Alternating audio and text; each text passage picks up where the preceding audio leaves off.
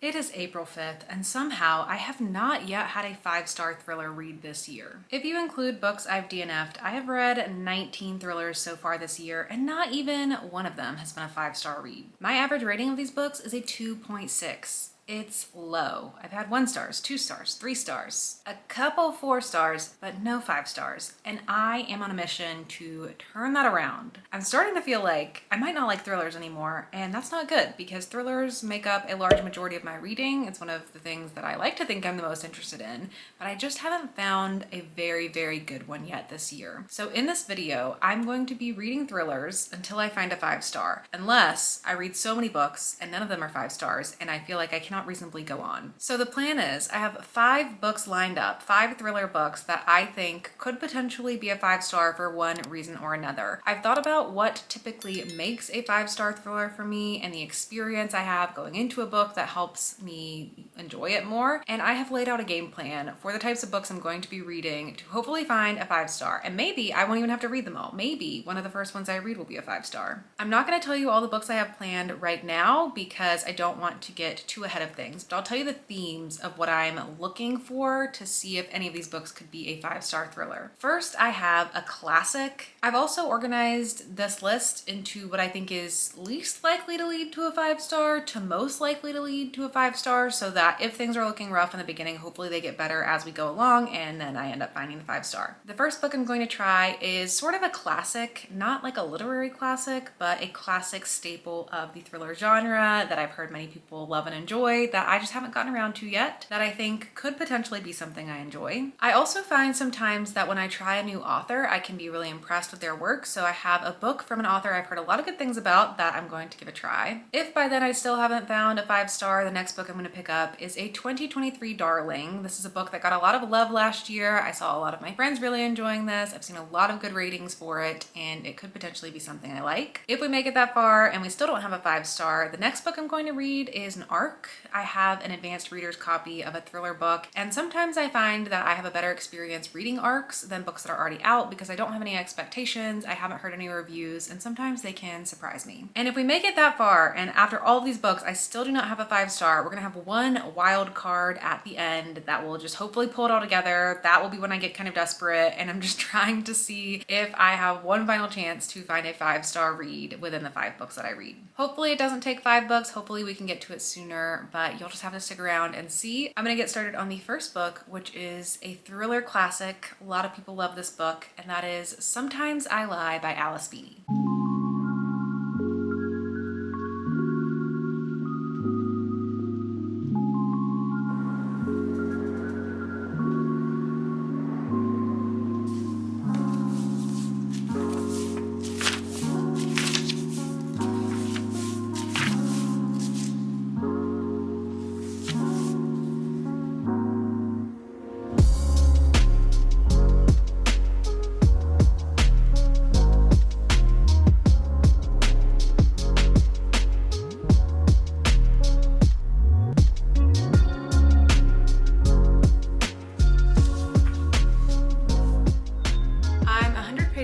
Sometimes I Lie. I thought it would be a good place for a little update, almost about midway through. It's actually shorter than I thought. It's 279 pages, so I think it'll go by pretty quickly. For me, I think this one's gonna be all about the second half and the twists. I think the setup is fine so far, like I'm intrigued, but I have a lot of ideas of what I think is going on, and if that just turns into what the story is, then it'll be disappointing because I won't be surprised. This is a story about a woman who is stuck in a coma. Her name is Amber, and something happened to her. She's stuck in a coma, and she can hear all of the people around her talking, and then you get flashbacks for the past week of what happened leading up to this event, and so you as the reader are trying to piece together what went on, and so is Amber because she can't seem to remember what got her in this situation. The story is also interspersed with diary entries from childhood, and all of that pieces together the puzzle of what might be going on here. I have a lot of things I'm suspicious of, and I think that's because this book came out a while ago. I guess it wasn't that long ago. Goodreads says 2017. I thought it was even older than that, but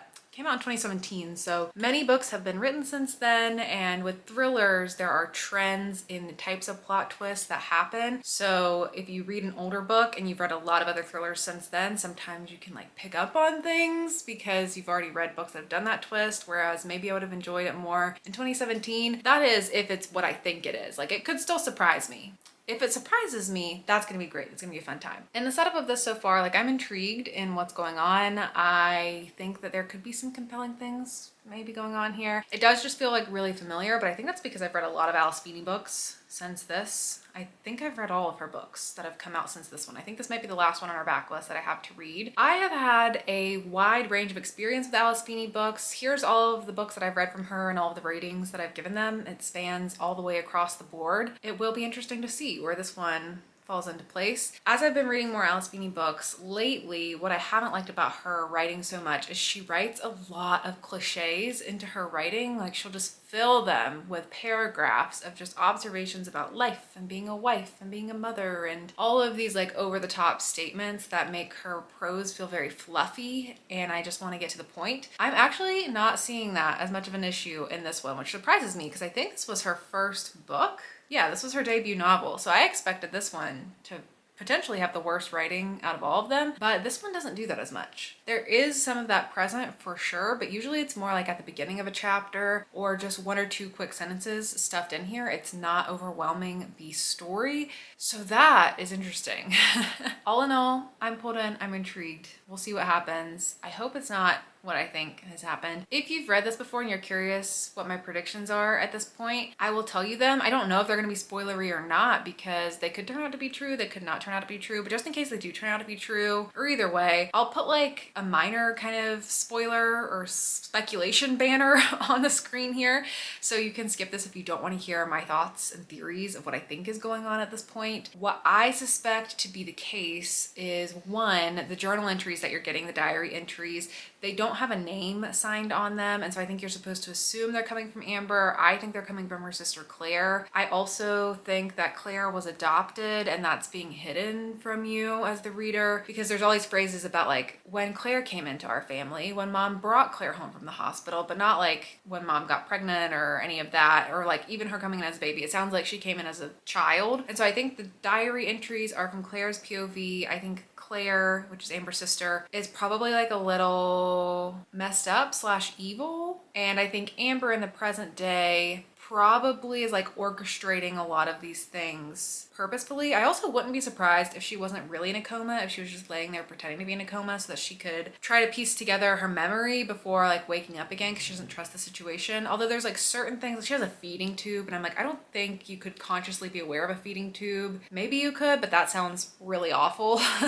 I don't know if you could get away with like laying there pretending to be in a coma. I also don't know if there's like clinical signs that distinguish comas from non-comas and brain activity, and if nurses would be aware. But anyways, the week leading up to the coma, she is feeling like she might get fired from work because she works as this news broadcaster, and this other woman who's been there a lot longer doesn't like her. And so there's kind of this ultimatum thrown at her from her boss, like, you either have to get that lady to like you or I'm gonna have to fire you within like a week or two. And so she starts like planning these things to make that woman think her job is on the line, to make her paranoid, and she thinks that can be some kind of distraction. So she's already like manipulating her job situation a little bit. There's all this weirdness going on with her husband and her sister, where it seems like, are they having an affair, question mark? What's going on with Claire? She like doesn't trust Claire fully, which is why I think there's something going on with Claire. And I wouldn't be surprised if this was kind of like a Gone Girl situation where she orchestrated this whole crash and situation to try to like implicate her husband and make it look like he did all of this, because she's also got these bruises and these marks that look older, and now he's been arrested. So those are kind of like my thoughts, my theories, things that I think might be revealed. We'll see how true that is. Okay.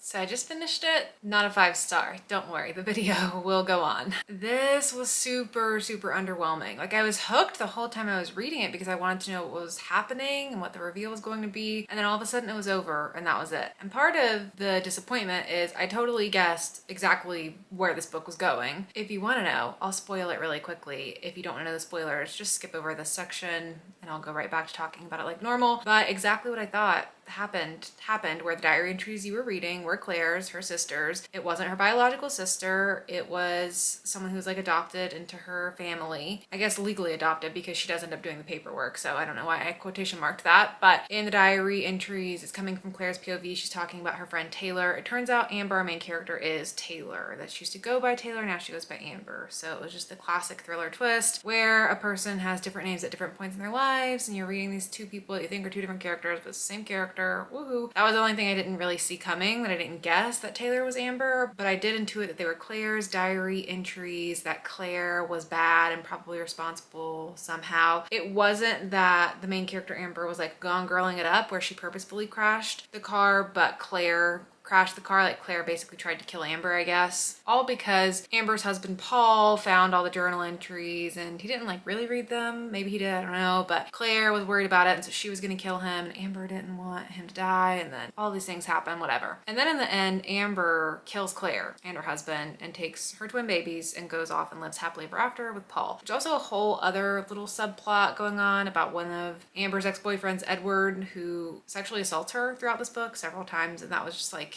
horrible to read. I don't know what the point of that was, unless it was just like a red herring. I don't know. Back to non-spoilers. All in all, it was just really underwhelming. I feel like it builds and builds and builds and then it's just done and that's it. And it didn't feel satisfying, didn't feel exciting, didn't really feel like anything to me. So this is a 2-star for me, unfortunately. So this is how it ended up fitting in with all the other books I've read from Alice Feeney, which these are all of her books so far. She does not have anything out additional to this as of the time of filming this video. So that was a disappointment. Next up, the next type of book I'm going to try to read in search of a 5-star is exploring a new author. With Sometimes I Lie, this was an author I was very familiar with. I've had all different types of experiences with. Sometimes a new author can really just surprise me because I don't have any standards or expectations. It's just completely fresh. This is an author I've heard a lot of good things about that I have not explored yet, and I'm going to be reading Things We Do in the Dark by Jennifer Hillier.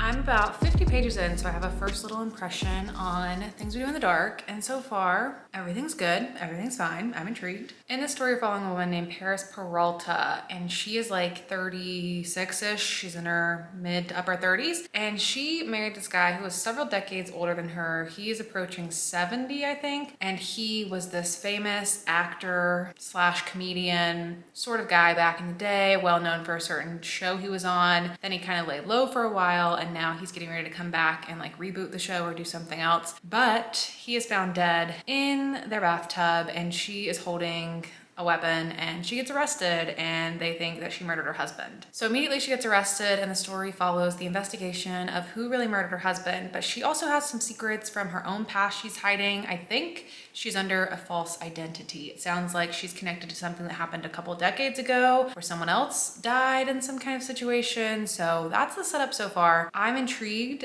I'm curious how much of this is going to take place like with her being arrested and going through the trial process. She got arrested like right off the bat. Now she's got to get a lawyer, and the lawyer she's working with is his friend, his female friend who he's been friends with forever. And she's like first a little nervous to defend this because she doesn't know about the situation. So I don't know, that's kind of the setup. The writing style I'm vibing with, the setup I'm intrigued. That's about all I can ask for. 50 pages in, I'm gonna keep reading. We'll see how I feel more around the midway spot.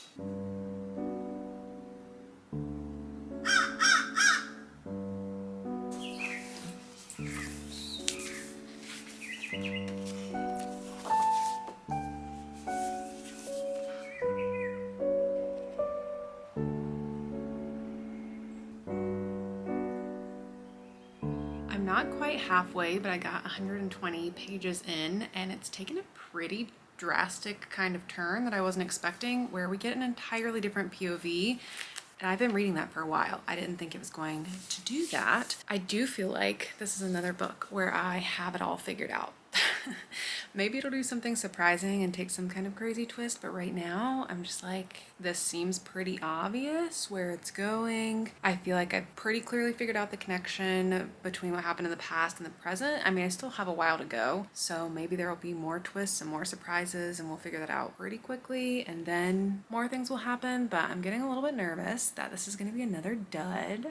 I think I'm gonna try the audiobook for it as well. Maybe that'll just make it go a little faster, feel a little less boring, because it kind of feels like nothing's happening, so you're just getting a lot of backstory. It's kind of floating around a 3-star right now. It's either gonna go up or down, depending on how it goes. Well, it's not a 5-star. I feel like I'm between like a 2 or a 3, leaning more towards the 2. The actual rating, I guess, doesn't matter that much at this moment because all you need to know is it's not a 5-star. My main complaint with this book is how much the story takes up just building out all this backstory of this character. It's difficult to talk about this one without fully spoiling it, so I'm not going to go too in depth on it, but you think the book is going to be like a present day thriller about this thing going on with this character, but really you're just uncovering a lot about what happened 20 years ago to this other character, and I just felt like there were some really obvious things laid out here that you as the reader can figure out really quickly that takes the characters a long time to piece together. The main plot twist about what actually happened in this present day situation did surprise me, but it didn't feel satisfying because the present stuff is so little of the book. It's so much about the backstory, and it just feels more like uncovering a drama, uncovering a mystery, than actually being in a thriller. And I'm looking for some thrills. I don't feel like I got anything particularly unique from this author. That's what I'm usually looking for when I'm exploring a new author in the thriller genre, is something that feels new, fresh, unique, and nice writing style that I get really attached to or something. After reading this book, I don't feel particularly drawn to explore more from Jennifer Hillier. I definitely will explore more from Jennifer Hillier because I know she's a really popular author, and sometimes, you know, you just pick a dud and it wasn't the best pick for you. So I will definitely read more from her in the future. I'm not writing her off as an author entirely, but the experiment where I'm trying to see if a new author can impress me, give me a 5-star, it failed with this book. The book I'm gonna try next is the book that was a 2023 darling. A lot of my friends really enjoyed this book. I've heard a lot of good reviews of it. Goodreads says it is a pulse-pounding psychological thriller, and that's what I'm looking for after the latest book, feeling more like a slow mystery drama sort of thing. I want a pulse-pounding thriller. That's what I'm looking for. Can this book do it? We will see. The book is The Quiet Tenant.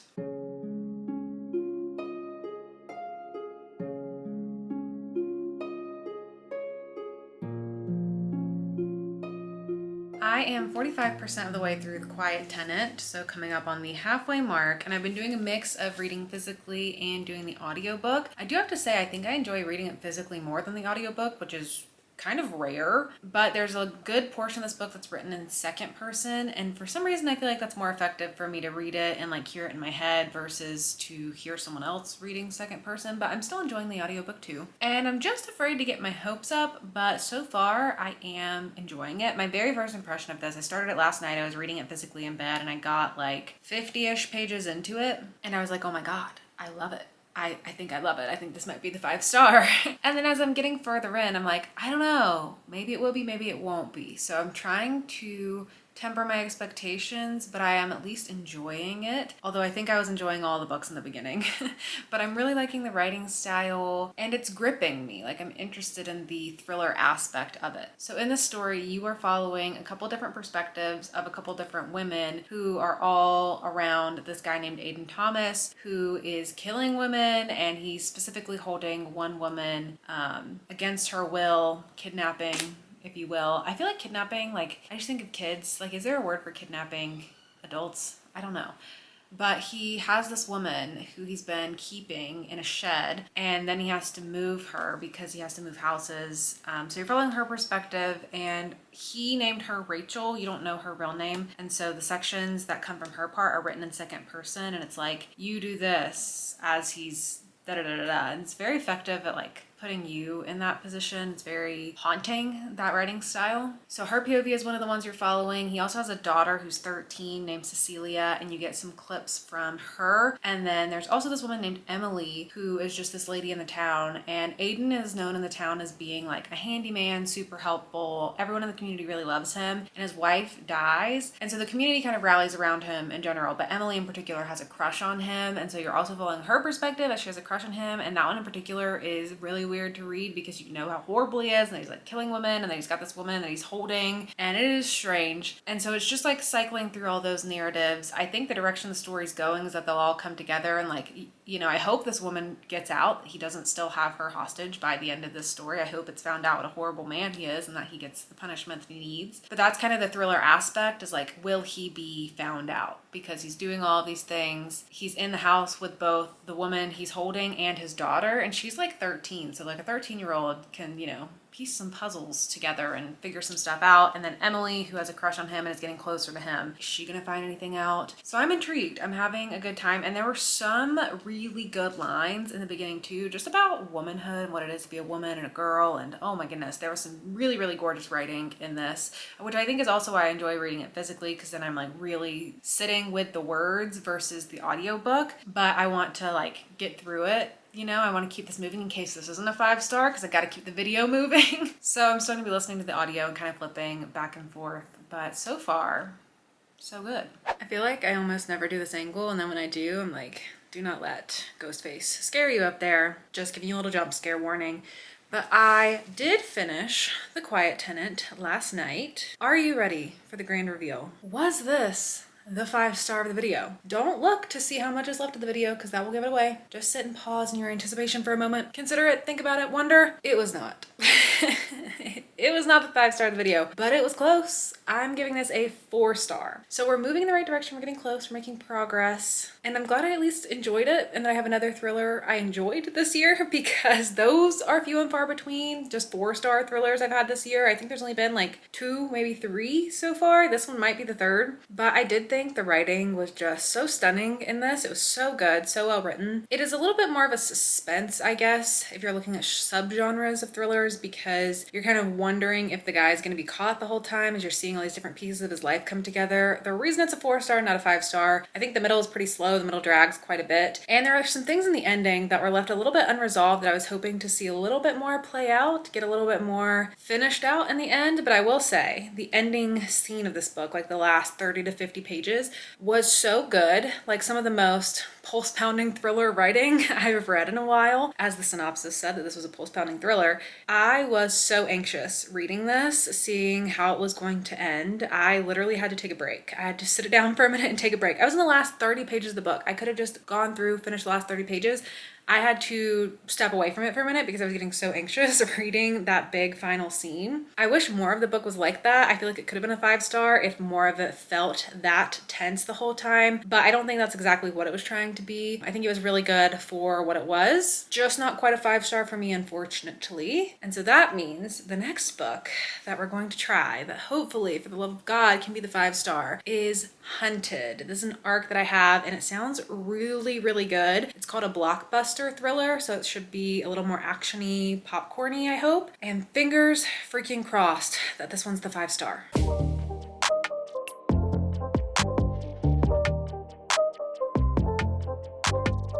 Good morning.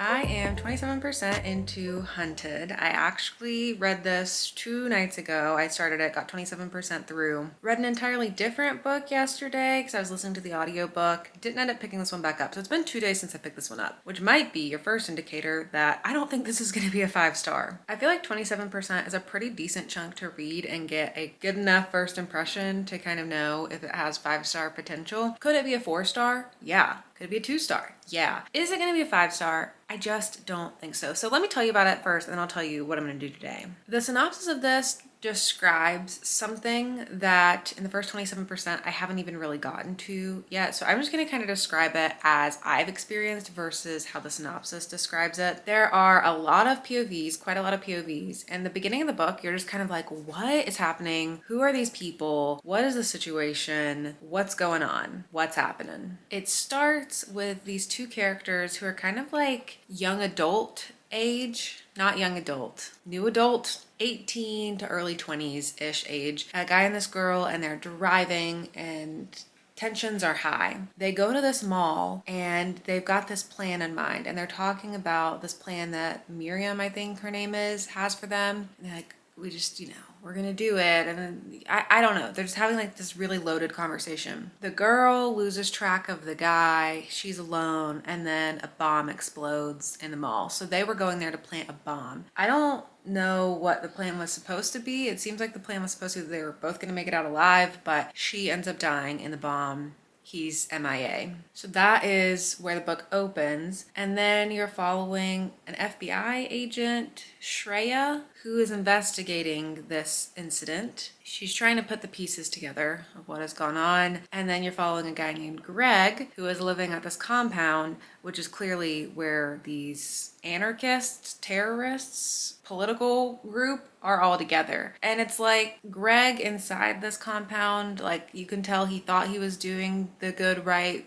work for politics, but now he's starting to question things because he's the one who's been creating the bombs, and he's like, people aren't coming back, and I feel like Miriam might be lying to us. So he's starting to have these seeds of doubt. And then you're following this other guy's perspective. There's so many perspectives, and it's this older man, and he's just at his work, and then the FBI agents storm in, and then they're like questioning him, and it turns out that he is the dad of the girl who did the bomb situation. Or wait, no, he's not the dad of the girl who did the bomb. He's the dad of a girl who was seen with the girl who did the bomb situation on a plane. It's a lot. It's a little bit convoluted. I feel like this would work better in a TV show where it's really easy to like see the characters and you're going through different narratives and it's just all like really visual. It's kind of hard to keep up with in book form so far. I'm keeping up with it okay as I'm reading it, but when I step away and I'm like trying to describe it, it's not going super great.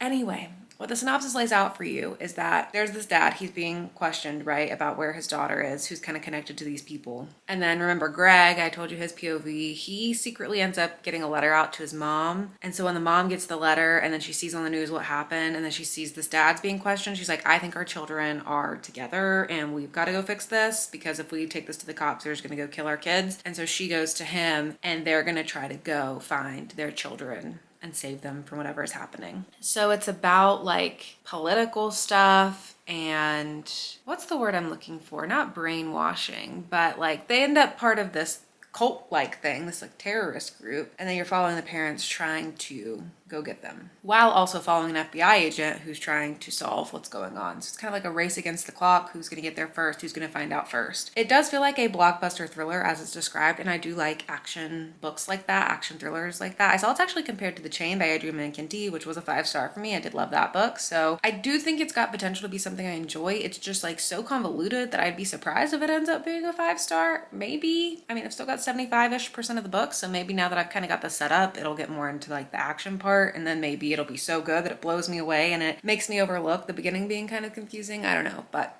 because of that, because I feel like I'm a little bit capped, and because of my plan for the day where I've got time to listen to an audiobook and I don't have any plans of like a particular book I want to read today, I think I'm going to go ahead and start the 5th book in this video as well, the Wild Card book, and listen to that on audio, and then it'll be kind of like a race situation to see if one or the other is going to be a 5-star before the other one. When I started this video, I did not have a 5th book planned. I legitimately just left it empty as a wild card so I could kind of see what happened in the video so far and make an informed decision about where I think I should go at this point. I only have a couple thrillers left on my physical TBR. I really don't have that many left right now because my physical TBR is pretty small right now. And there's really nothing on there that I think has 5-star potential, to be honest. I mean, maybe it would surprise me, but there's nothing that's like standing out as being different enough to pick up. And so I've been thinking like, what do I do with this spot? What do I try to pick up? What's going to be the saving grace? There is a thriller book I've really been wanting to pick up. I don't have it on my physical TBR, but the audiobook is on Everand, formerly known as Scribd, and I think that's what I want to listen to today. It looks pretty short. It's only 8 hours, so I can 2x it. It's how I typically listen to audiobooks and get through it in probably 4 or less hours. I can't really remember what the story is about other than the fact that someone like finds a book and it has some kind of ominous note written in it. I don't really want to know what the story is about. I want to just go in and be surprised. I think that's going to help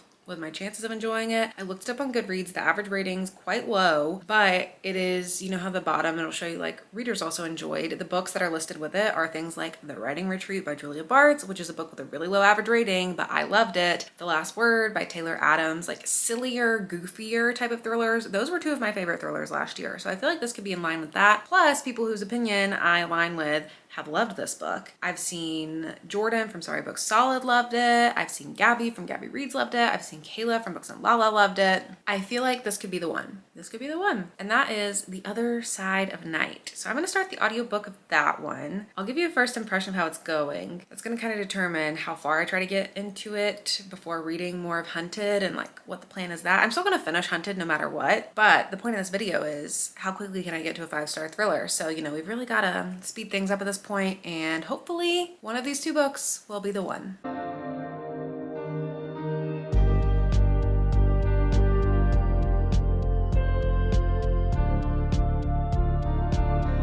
return to the house every year. I make the trip in summer when the Peak District is at its most beautiful. I travel the familiar track to the cottage we once called home and wander through the untouched memorial to a happy life. Okay, 12 chapters into The Other Side of Night. 12 chapters out of 75. I don't know the percentage. I don't know if this is supposed to be a complicated book, but I have been so confused. I have had to re-listen to the first chapter. I had to re-listen to the first chapter like 3 times. I had to re-listen to the second chapter twice. On like chapter 5, I had to go back and start that one over again. I was so confused. I think part of it is this narrator's voice is a little bit difficult for me to understand. I legitimately have no idea what names he's saying sometimes for these people. I'm like writing notes and I'm just making up my own names. I did look up like character names for this book, but I didn't want to get any spoilers, so I was like being careful. And I saw some of them and I'm like, wow, that is not what I heard at all. Like I was way off. So the other characters who are smaller characters, I don't hear their names. I don't know what he's saying. I'm making up my own names. But I was a little bit nervous at first when I had to listen to the first chapter like 3 times. I was like, oh my God, am I going to be able to read this book via audio? Like, is this a book I'm going to need to read physically? But now that I am 12 chapters in, I've gotten my groove, I'm into it, and it is very confusing for me right now, but like a good kind of confusing where there's so many things going on and I'm like, what is this story going to be about? I don't know, but that's what I love about a thriller. I love to be confused in this type of way. Main things to know in this story, there's like 4 central characters. 2 of them are dead, so don't worry about them too much, but they're important to know about. There was this husband and wife, David and Elizabeth. Elizabeth goes by Beth. They are the Ashas. That's their last name. Elizabeth died from cancer. David was distraught. He ended up walking off of a cliff. That's their history. Harriet is a cop. She's actually an ex-cop, I think. I think she was kind of let go because there was some kind of scandal situation that happened. The newspapers painted her as a villain. Something bad happened. We don't really fully know what yet. She's a cop. She actually runs into, I think it's David, right before he dies, and he leaves a book behind and she finds this book. And in the book, there's written notes that say like, help, he's trying to kill me. And then she figures out who checked the book out and it was Elizabeth. So it's like, oh, was David trying to kill Elizabeth? I don't know. But they're both dead now. She's kind of looking into it. The other character in the mix of all of this is this guy, Ben. Ben worked with David and Elizabeth. Ben has now taken in their son who was left behind, Elliot. The book begins with a court case. Something has happened between Ben and Elliot. And Harriet, the cop that we're following, dated Ben a little bit. Like she went on a couple dates with Ben and she really was taken away by him, but they didn't work out. So all these people are connected in weird ways, which is why it took me a bit to get into it and be like, wait, what? Who? What's happening? Who is who?